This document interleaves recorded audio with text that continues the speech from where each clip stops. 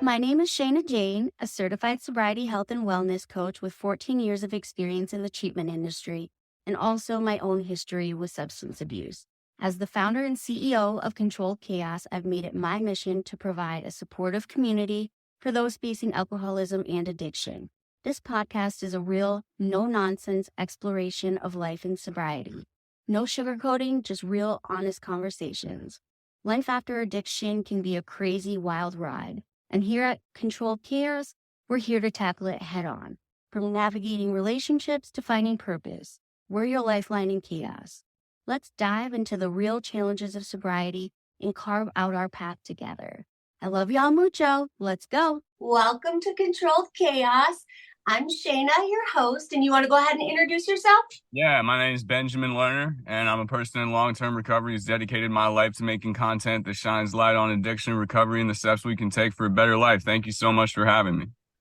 Yeah, I'm so excited to have you. So I actually started following you on Instagram a while ago, and I listened to a lot of your stuff, and I love how outspoken you are about addiction and how addiction has affected you or how you're feeling about things that are going on in the world. I think it's really awesome. So thank you for that. Thank you for being open to it. Yeah, I try to speak openly about my own experience and also things that I see going on a larger scale with the epidemic and different steps that can be taken because it's a conversation that needs to be had. Definitely is. So can you tell us a little bit about your personal story with addiction? Yeah, I think I'll do when I was in middle school and high school, being the millennial that I am, we had a little application called Spark Notes, which would boil everything down. And so I'll give you the Spark Notes version. Growing up, I was diagnosed with autism spectrum disorder, and that manifests in a lot of different ways. But for me, the best way I can describe it in a shorthand version is sensory overload. Basically, whenever I would have a conversation with someone or whenever there'd be a loud noise or there was a lot of visual or auditory or tactile stimuli, it would make me want to hide because my senses were so overpowering that I didn't want to be present. And I've never enjoyed or been really capable of looking people in the eye without consciously reminding myself to do that because social contact is uncomfortable for me. And that coupled with a little bit of instability at home, everybody's life is different. Everybody goes through some form of trauma. But when my parents got divorced and my mom, who's also now in recovery, started drinking a lot, there was a lot of instability at home. And that coupled with my mental instability, I sought out a chemical solution. And I'd had little sips of alcohol growing up, like at a New Year's party or something out of curiosity. But I consider the first drink that I ever took to be in like 7th or 8th grade. I don't forget the specific year, but I'll never forget the day because there was this disgusting, almost moldy cobweb 6-pack that my friend's parents had forgotten about.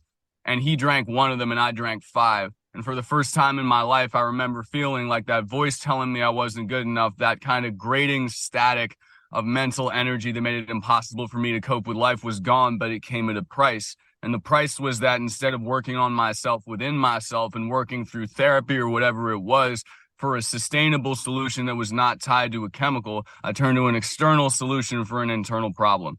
And it started out pretty suburban. It started out, parties. I grew up in Washington, D.C., went to private school. So it was like picturesque parties and a couple of kids that get too drunk, me included, but cops are busted up. But, we never got into too much trouble. But within 10 years, every single line I thought I wouldn't cross, DUIs, car crashes, escalating from, alcohol and cannabis to cocaine, MDMA, but still lines I thought I wouldn't cross, pharmaceuticals. And then eventually, this scared, shy autism spectrum kid was on the streets of the Tenderloin in San Francisco after one thing led to another, shooting dope, smoking crack, trying to steal, pawn everything that I had, track marks up inside my arms, nothing but fear, hate, and anger inside my heart. Been in and out of rehab many times, and I didn't actually want to get help. It wasn't when, I had seizures, had to be shot up with Ativan at the hospital and withdrawal. It wasn't when my friends started dying, none of that. It was when the drugs stopped working for me. They got me physically high, but they didn't get me chemically or emotionally high. And that grating mental static came back. And that's when I realized that I had 3 options. I could throw it all away and try to intentionally end it. I could try to keep using, thinking that it would get better delusionally, or I could actually go to treatment and work a program of recovery for myself. And I chose to do that, not for any moral higher ground, like sky opening moment, but because I knew it would be harder for me to keep running from my pain than to run towards it and accept that there was a lot of work for me to do. So that happened in June 13th, 2016 was the last day I ever used, and I've been clean and sober ever since. Wow, I love that. And it's funny because a lot of times when you ask people about their recovery or their past, use history, things like that, a lot of people have, including me for years and years, have no idea where or why, what it came from. So I find it super cool that you like could pinpoint like this is what was bothering me, this is why I did it, and this is what it did for me, right? It was a solution. For me, it took me a really long time to understand like what the point of it was because I was super miserable all the time. I was sick, throwing up, not able to take care of my kids, myself, not showering, not doing anything I was supposed to do, but I, kept doing it because I was addicted. But I didn't really understand what started it in the first place. And I think what ended up starting it for me was the fact that I was so awkward and shy. And, when I started drinking, it was like all of that kind of went away, right? But then when I started getting sick all the time from it, it didn't go away because I was anxious that I was going to like have a seizure because I didn't have enough, or I was going to, it brought all that anxiousness back. And kind of like you, it's like, what am I doing this for? Like, it's no longer working, right? So I find that really cool that you kind of were able to pinpoint what it was that kind of was the reason that started it in the first place. Because I think so many people really aren't sure, and kind of being able to open up and be like, this is how I felt inside of me is like super cool. So you went to rehab, and that's where you got sober. Yeah, I went to the retreat in Lancaster County, Pennsylvania, which was a 28 to 31 day program. They didn't tell you how many days they gave you because they didn't want you calling up your people on the outside and kind of plotting a relapse. So I stayed for 31 days, and that was a gift. Not everybody gets that. And a lot of people who went there, who were there on state insurance or through criminal diversion programs, they would literally be crying because they would be, after they detoxed, discharged, and they had no place to go. And that's, it's a sad fact. That's how insurance companies work. And, it's a blessing that they even got to go there to detox. But I was very fortunate that, my family made it very clear to me that they knew the full extent of my addiction, and I tried to conceal it from them. They knew that I was using needles and that I was an opioid addict, but they thought I was like going on maintenance medications and actually trying to get sober. But they cleaned out my closet quite literally when I was there, and they realized that that was just not the case. They found all the paraphernalia, all the empty bags, and they're like, this is out of control. So I landed at a recovery house, and I went to outpatient treatment for a year and a half after that. And then I was subsequently able to get my life back in ways that I never thought possible. It wasn't just getting sober. It was finding a purpose through working. And it wasn't the type of work that I wanted to do. I started working in the service industry, and it was incredibly menial and demanding labor work, bussing tables, high volume service. And then funnily enough, bartending when I was 2 years sober. And a lot of people say, oh, that must have been so triggering. And I was like, well, the alcohol was triggering, yes, but the more triggering thing was that I was balancing my recovery program and trying to get rid of my resentments and my anxieties and fears while being forced to serve a bunch of anxious and angry, resentful, functional alcoholics. I mean, I don't want to judge them, but from their shape, when someone's shaking at the bar, even if they're in a fancy business suit or something like that, like you see yourself in that in your past. So it actually helped me work through it, and it gave me new levels of awareness about the way I was acting. That was very crucial. But yeah, I did go to rehab, and I did outpatient rehab, and then once weekly for a year and a half. And I don't get specific in terms of like the fellowship that works for me. You can probably listen to my language and know what time it is, but the rooms and recovery fellowships also played a prominent part in it, and definitely gave me the backbone of the support that I needed in the beginning. Yeah, I love that. I actually do a few different types of recovery altogether because I feel like I took a little bit from each of the things that I did. I actually went to a recovery center in like 2011 that was based around a lot of like religious stuff. And I loved a lot of the God part of it, didn't love a lot of the rules. I did some AA stuff. I did some medication. So I kind of took a little bit of everything, and those are the tools that work for me. And that's what I stick with, right? Yeah, I mean, I support all paths of recovery. Like, Yeah. just because mine is more traditional, like fellowship, chemically abstinent based. If someone's on MAT, if they're doing spiritual based recovery therapy, if they don't do the whole fellowship thing, even people who use like plant medicine in their recovery, like that's cool for me because everybody's different. Recovery's not a monolith. It looks different on Mhm. everybody. You just got to find what works for you. And oftentimes, like you say, a good friend of mine, also a recovery content creator, Quinn Lapierre, he says, I have a recovery tool belt, like Batman, that little utility belt with like all those different things where I draw in different stuff. So that's cool that you got that going on too.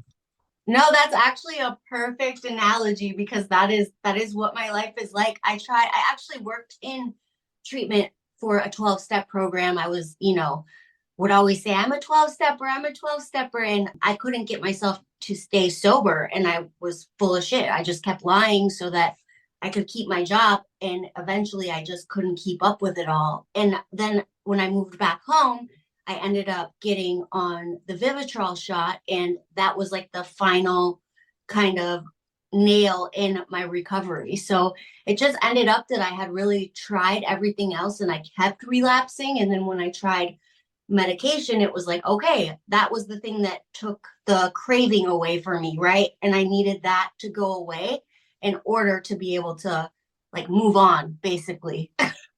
Move Yeah, for on for sure. a minute from just thinking about it 24/7. Absolutely. And, I think that if, Suboxone, methadone, Vivitrol, works, Mm-hmm. then that's fantastic. I did Vivitrol for 3 months after I got out of treatment, and the only reason I didn't do it for longer was because I had a bad skin reaction to it, the whole subcutaneous thing. But I am a firm supporter of Vivitrol and all those measures because it can be a real key in the toolbox that helps people move forward and have that safety net that lets them know. Like, when I was in my first couple months on Vivitrol, it literally saved my life because I found a bag of dope in my car when I was 2 months sober. And it was just like it was there staring at me, laughing at me. I was cleaning out my mom's car, trying to make sure that if she got pulled over because I used her car because I didn't have my own, that nothing would be found. And wasn't expecting to find anything, sure enough. And I just gotten the Vivitrol shot the day before. And I don't know. I like to think that if I hadn't been on Vivitrol, I wouldn't have been tempted. But I think that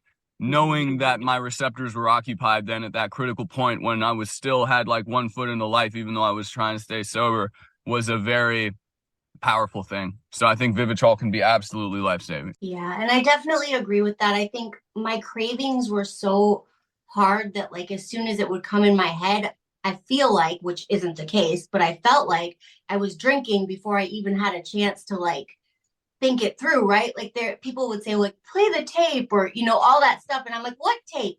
Like who has that? I'm already at the store. It's already happened, right?"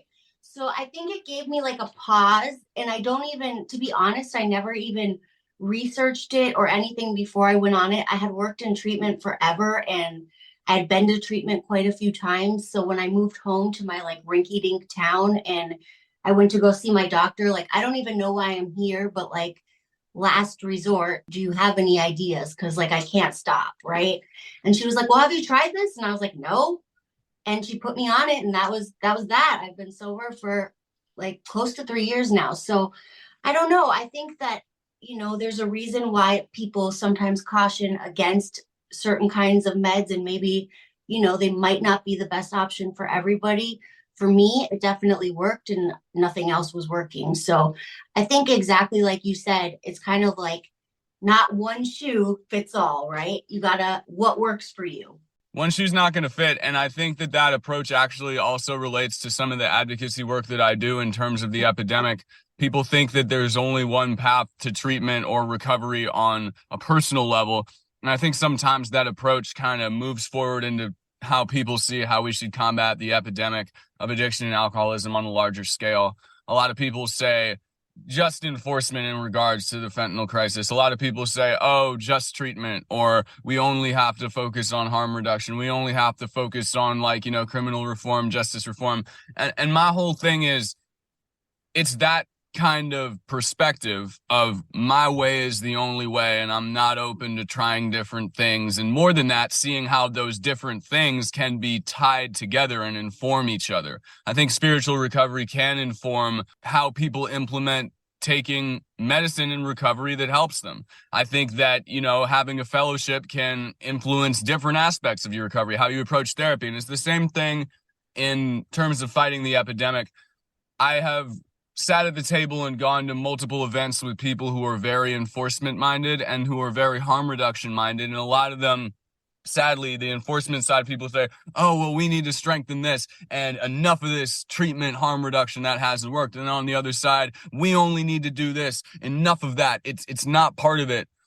But the most productive conversations that I have with people, both on a personal scale in recovery and in terms of people talking about actual salient solutions to address this crisis on a macro level, is when you're willing to listen to other people's perspectives and experience. You can see not just how there is validity and potential points of crossover, but how it doesn't all have to be so one-sided and unilateral and linear. There's a recovery in itself is such a complex personal thing that if that's expanded to the recovery and ultimately the survival of millions of people and the change of the lives and perspectives of millions of people, it has to be even more complex and multifaceted, and people have to be open to discussing multiple paths, just like people have to be in their own lives. It's funny that you bring that up because I work at a nursing home as my, other job. We were just talking about somebody was like playing the news or whatever, and they were talking about politics. So everybody's like, oh my God, shut it off before everybody argues, right? And, the only thing that we kind of said at that point was like, there is like such a strong opinion on each side, even with like the Black Lives Matter and this other stuff, right? I'm half Black and half white, and I like see a little of both sides, right? And even in politics, it's like this way or this way. And I'm like, can we just build a new point of view, a new middle? Like everybody gets a vote. Like, hey, this is harmful, this is hurtful on this side, but it shouldn't go all the way to over here, right? Yeah. So I feel the same way about addiction and alcoholism. It's like there is a progression and a spectrum of alcoholism and addiction. So there is no way there can be one solution to it. There's just no way. Absolutely. And we live in a very polarized world today. And I think it goes beyond actual policy and steps that people think should be taken and takes on a different cultural mentality that intersects with a lot of political elements and a lot of cultural elements that really have nothing to do with the policies, but more the sects of society that people attribute them to. And what I say to people, it doesn't matter if you're in a red or a blue state. Nobody wants to wear all black to their loved one's funeral. And it doesn't matter if you're on the left or the right. The goal is not horizontal. We want to be 6 feet up and not 6 feet under.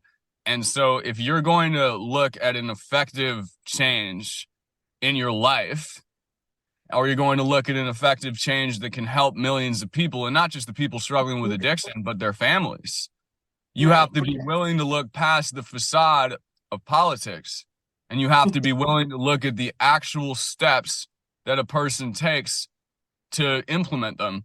Just like, I'll be honest, this has nothing to do with politics, but I was against the idea of, one, getting sober, or two, ever going to a group like the ones I go to today that have greatly helped me. Because just like someone who was polarized and kind of locked in their own mind, that was not the part of culture that I wanted to be aligned with. I thought that sober people were all boring. I thought that they were all dogmatic. I thought that they were all trying to get me to live a certain way. And some people were like that, but some people that I used with were like that too. It's not about, this specific sect of people is all this. And I think that in order to get sober, I had to be willing to listen to people who, there's a line in a specific fellowship, but like people who normally would not associate due to cultural differences, due to the fact that, some of them are doctors or Wall Street bankers, and some of them are bricklayers or work in the service industry. And you just got to stay open. You got to stay open because it makes your life better in every sense. And that's true on every front, because honestly, I was willing to overlook a lot of character defects when I was using, because I wanted alcohol and I didn't have any money, or I wanted, whatever. I was able to overlook a lot of things because it assisted me in what I wanted.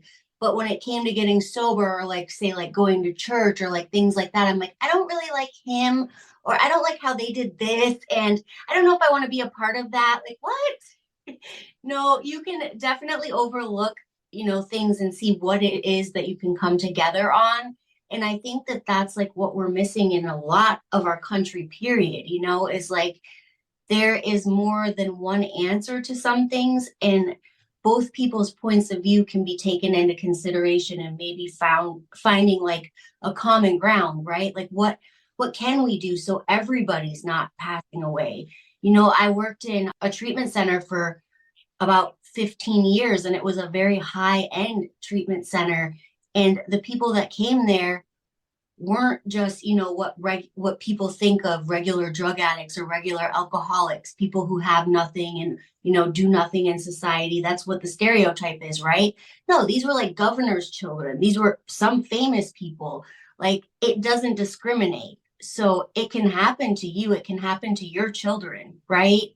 It can happen to little kids that go to school and take the wrong pill, right? Like, I think it's something that we have to stop thinking like this is just for other people and they should just get in trouble, or, whatever the opinion is. And like, how can we come together and fix it? Absolutely. A lot of people, I've seen it and it's sad, who don't support the use of Narcan and other overdose prevention measures. It all changes when their child or their spouse or their brother or sister is revived. Because when Oh, it gets that visceral, when it gets that real, it oh, for becomes personal. Yeah, I mean, that's definitely a thing. And I think that, even as far as like Narcan, right? Just something that saves someone's life. I would always hear, well, why can you get that for free and you can't get diabetes medication? You should, they should be able to just be left because that was their choice. And diabetes is not their choice. And again, it's like another comparison and another, this is this way and this is that way. Well, why should you not be able to afford your diabetic medication? You should be able to. You should also be able to have another chance if you overdosed, right? Like, those things aren't mutually exclusive, right? But Not they're at all. compared all the time. Yeah, and that's another hole in the system, which is, healthcare. And, you can talk about different layers of socialized healthcare, how insurance could be used better in terms of coverage. And that's a completely different conversation. But the one thing I will say about Narcan is it's different in every district. Sometimes people are not charged by if a cop revives them with Narcan or something like that. But if an EMT revives someone with Narcan, they're getting a bill for several $1,000s. Oh, for That's sure. just, and people don't know that. They say it's free. Well, some districts, if a policeman administers Narcan, they don't send a bill. But if someone is revived by an EMT, that's money. It's there. And it's interesting to hear people's perspectives on that. Certainly, I've heard the diabetes argument for a long time with the insulin. I've heard a lot of things. But what I would say to that is a lot of people say, oh, addiction's a disease. Oh, addiction's a choice.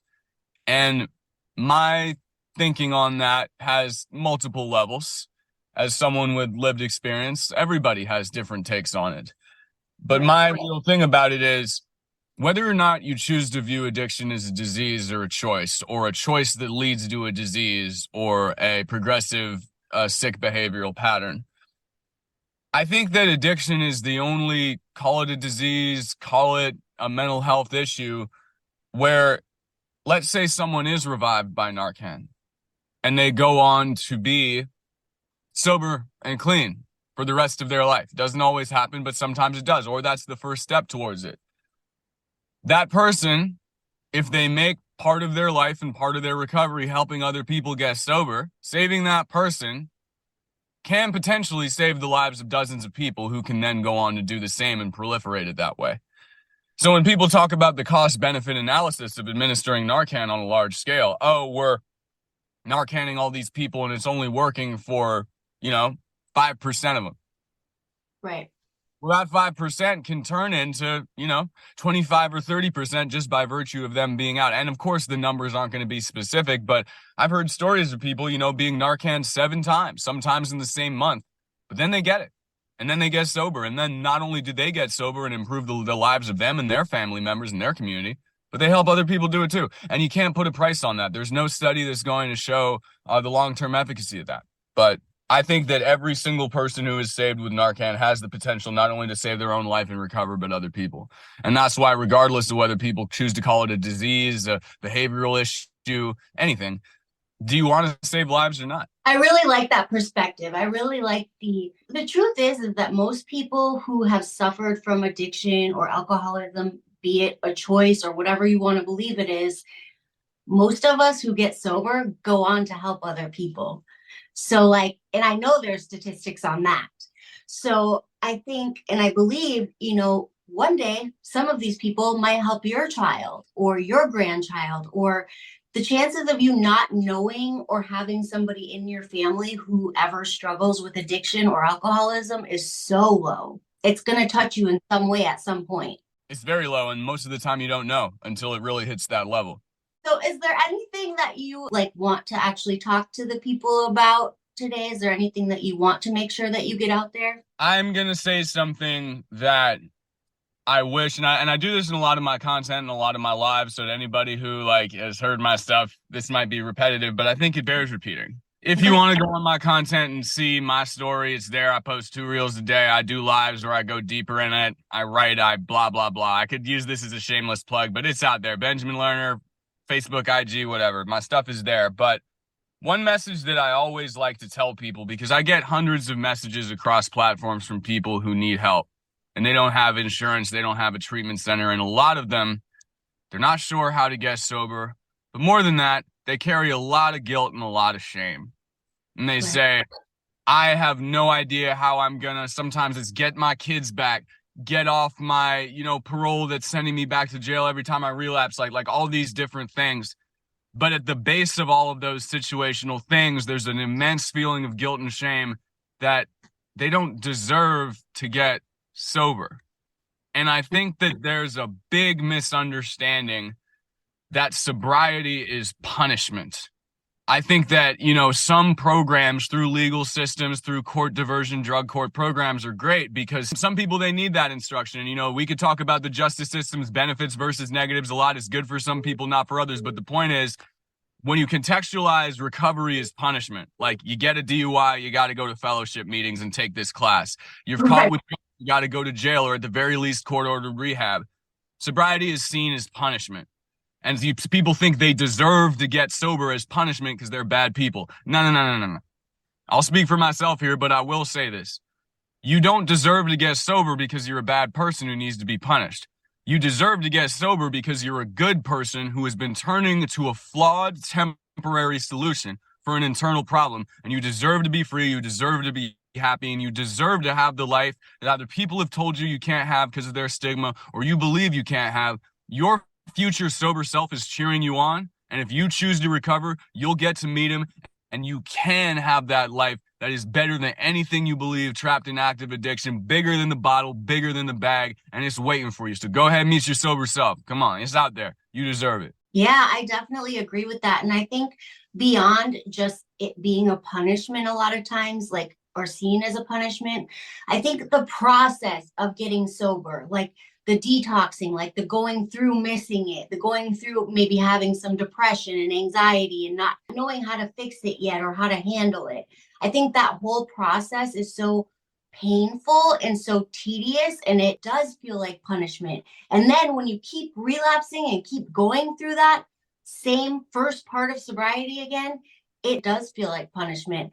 But I'll definitely say, like, not that the whole first year sucked, but once I got past that first year, like, there's nothing that compares to my life now. Like, nothing. The happiness, even like the contentness, right? Like, I used to worry about everything, be so insecure about everything. And now I really know, like, I'm a good person. I'm really a fun person to be around. Like, I am like an asset to people around me, to my friends. I have like a really happy, healthy life.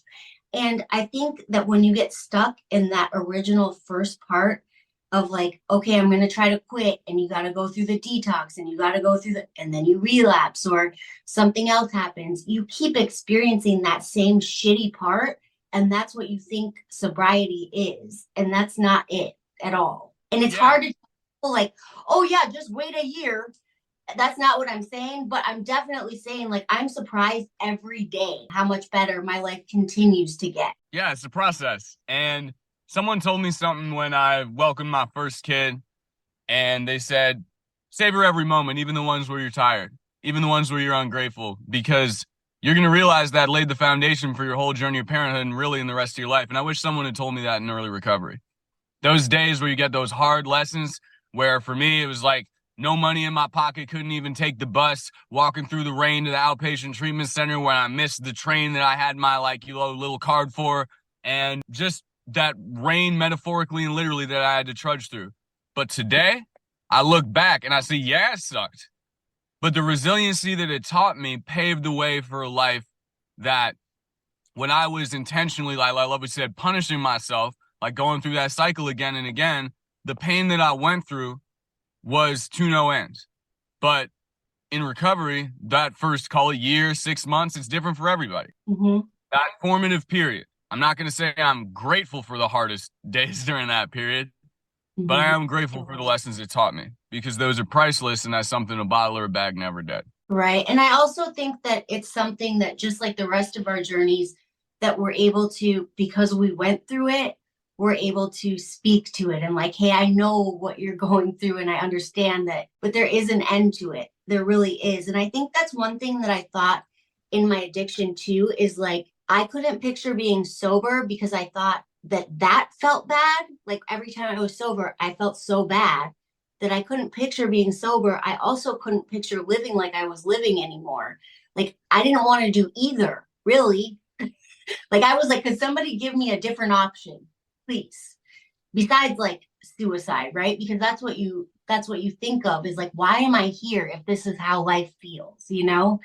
But I think that it's really important that people know, like, kind of exactly what you said is like, there is a future self that feels way different and does way different, and you just don't know it yet. It's out there, and you deserve to get it. Yeah. I love that. I love that. So you said you're a writer. Is that correct? Yeah, it's Do you my have, day gig. I write for tourist magazines, and I also do a weekly recovery column. okay, what's your recovery column called? It's called Clean, and 600-word essays that are published in this paper called the Vermont News Guide. It's like a local little thing in southern Vermont where I live. And yeah, it's just stories about challenges I encountered in recovery and what helped me get through them. That's amazing. So you're like local famous. Okay, I'll be indulgent for a day. Yeah, people, the cool thing about it is call it famous or just call it people being open to it. Like people who don't even struggle with recovery, some of whom don't even have loved ones who do, will come up and they'll say, hey, you're the dude from the column, right? And I say, yeah. And they say, well, I just want you to know, and this is even more, I don't want to say it's more powerful, but when people who have never struggled with addiction say that thing you said about acceptance or that thing about dealing with grief, like it's not just for people who have struggled with addiction. That really makes me incredibly happy when people tell me that because it shows that there are paths for people who have never struggled with addiction to connect with people who have through our shared struggles in different ways. I agree with that. And I would tell my mom all the time, like, I wish sometimes that people who weren't in recovery went through like even like the 12 steps or things like that. Because listen, it's for your everyday life, right? It's like taught me personally how to be a better person, right? Like I was very, very resentful about everything and blamed other people for a lot of things. And I think that learning differently around that helped me, right? Like it helps me see things differently and it makes me feel better. So I think it's something that, can help everyone, honestly. I think so too. And I think that families can grow through watching someone recover, and that when someone recovers, it's not just for them, it's their family, it's the whole community. And it helps people see that whatever behavioral patterns they have in their lives, be it tied to substance or mental health or not, it is possible to move past them and learn from them and have other people learn from them too, because it's not always tied to a substance. Sometimes it's tied to a cyclical behavior in terms of romantic partnerships or in terms of how we deal with trauma, how we deal with daily stress. And not everyone is tied to alcohol or other substances, but I think everybody can learn by finding internal solutions for external problems. Very true.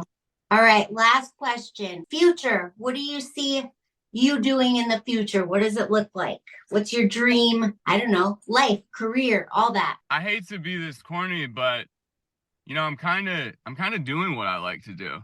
I mean, obviously it would be cool. I want to write a tell-all autobiography, like, Mhm. really take some time. I want to keep making music about recovery and content about recovery and growing the platforms. And yeah, but I think that it happens one day at a time, just like recovery. And the reason why I really like social media, other than the incredible community of people who are Right. sharing their stories, is because the algorithm, you can say a lot of things about the algorithms, a lot of the whole essays about it. But if you don't make content every day in some form, just like if you don't work on your recovery every day, life will pass you over. The algorithm will pass you over if you don't. So, what I do every day and what I'm going to keep doing, regardless of where it goes, is I'm going to show up, I'm going to speak out, I'm going to do my best to tell my story. And what I always like to say is when I was in active addiction, I made music and I, wrote and all that in active addiction too. And the Right. only thing I cared about was how many views on YouTube does this have? How many followers do I have? How much money am I being paid for a show? And now it's like, a video will get like, a million views on Facebook or like IG or whatever. And I'll just be like, yeah, that's cool. But what I'll never know from that, and what I would say to any content creator is, you can have a video with a million views and it doesn't help anybody. And you can have a video with 200 views or a post and it helps 10 people and you're never going to know. So as much as I would love to make this my full-time job and like just make content, write about addiction and recovery all day, I kind of like the place where I'm at, where it's a side gig that, yeah, I've monetized on some platforms, but I have my grounding day job. I got my family. I got my ability to speak on it, and it's one day and one post at a time. So if the universe intends me to make this like my full-time gig, that's beautiful. But regardless of the view count, the monetization, the whatever, like I'm going to keep making videos and I'm going to keep speaking my truth because that's priceless in a way that anything, any numbers game ain't never gonna add up to. I love that. Well, thank you so much for being on. It was so nice to talk to you and interesting, right? Nice. No, this was awesome. Thank you so much. Thank you. Have a good one. You too.